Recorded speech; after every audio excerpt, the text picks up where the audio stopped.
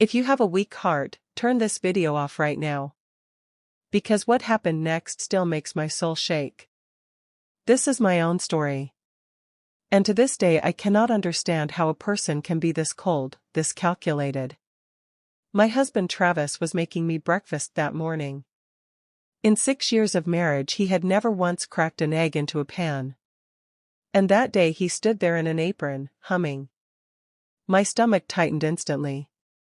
Because I knew, when a man suddenly shows that much love, something is always being hidden. I work as a forensic accountant. I follow money until it tells me the truth. I never forget numbers. And Travis forgot that about me. He surprised me with a cabin trip up the coast. He said we just needed to reconnect. Something felt off, but I was tired.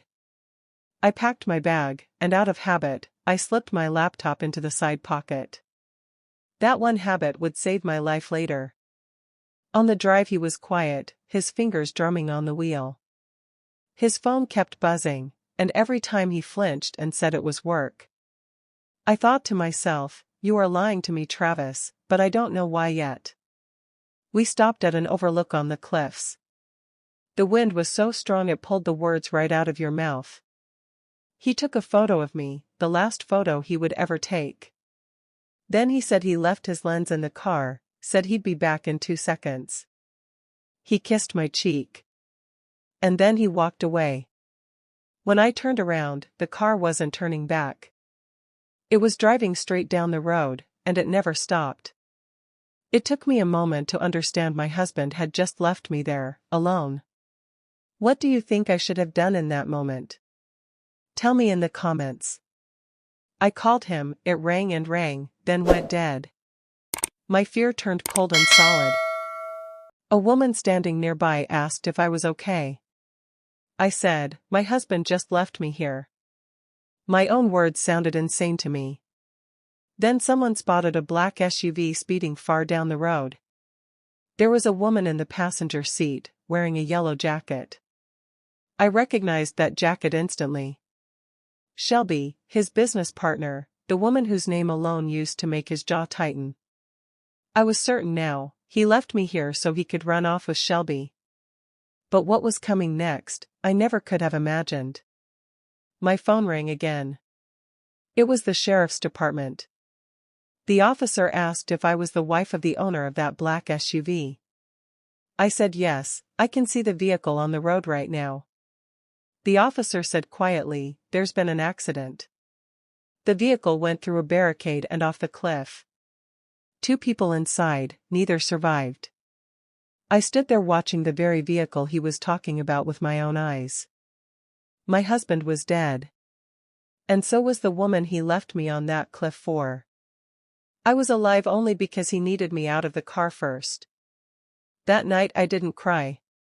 Something in me went still in a different way. The kind of stillness that comes when the numbers don't add up, and you know someone has been stealing. I started doing the math that night. The breakfast, the clothes, the road that led to a dead end, the speed, it was all forming a pattern. If he was running off with Shelby, why drive straight toward a barricade?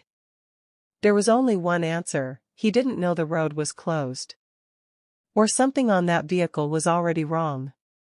The funeral was 4 days later. My mother-in-law wept in black, but her eyes were completely dry. His brother Wyatt walked up to me by the guest book holding a folder. He said, we need to talk about the estate. My husband died 4 days ago, I said. He opened the folder, showed me a $5 million life insurance policy, his mother as beneficiary. And a will, 8 months old, that left me almost nothing. Wyatt thought I would break down and sign whatever he handed me. He had no idea who he was dealing with. As the surviving spouse, no piece of paper could simply erase my legal rights. I said nothing. I softened my voice, let my eyes water. I let them believe I was weak. Here's a lesson, when your enemy thinks you're weak, that's exactly when you're most dangerous. That night I called a lawyer friend. She told me, sign nothing, agree to nothing. The next morning she froze the entire estate through the courts. But that was only the paperwork battle. I needed the truth. I found a former cop named Quinn. I told her everything: the breakfast, the cologne, the road, the speed, the yellow jacket. She asked just one question: where was the vehicle serviced? I remembered, Travis had switched mechanics 3 weeks earlier. A small garage out of the way, not the dealership. When the accident report came in, it said the brake fluid had a slow leak. And that service had happened 11 days before the crash. A slow leak lets you drive for days feeling fine, until the one moment you slam the brakes hard. Exactly the moment a barricade appears and stopping becomes a matter of life and death. I decided to go to that garage myself. Quinn told me not to, but I never could sit still. I showed the mechanic, Earl, a photo of the vehicle. Fear flickered across his face for a second. I told him 2 people were dead, the brakes had a leak, and the state was already looking into it. Then I lied, said a witness saw him take cash from someone. The color drained from his face completely.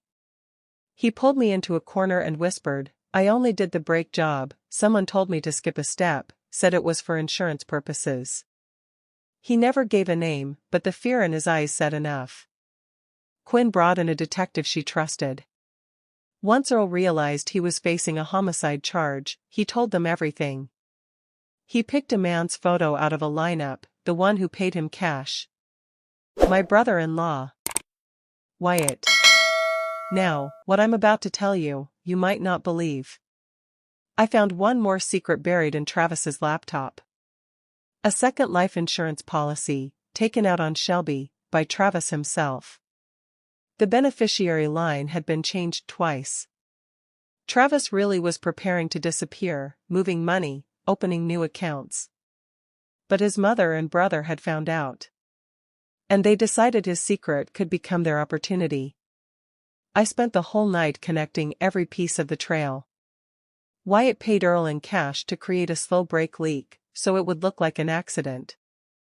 His mother only knew her son would die soon, and that $5 million would follow. They decided my husband's death for their own gain, through his own family. I handed everything to the detective. Bank records, the garage statement, Earl's confession, the dated will. Wyatt was arrested that same week. His mother was brought in for questioning too. When the judge granted me my full rights as the surviving spouse, the look on Wyatt's lawyer's face said it all. But the win never felt sweet.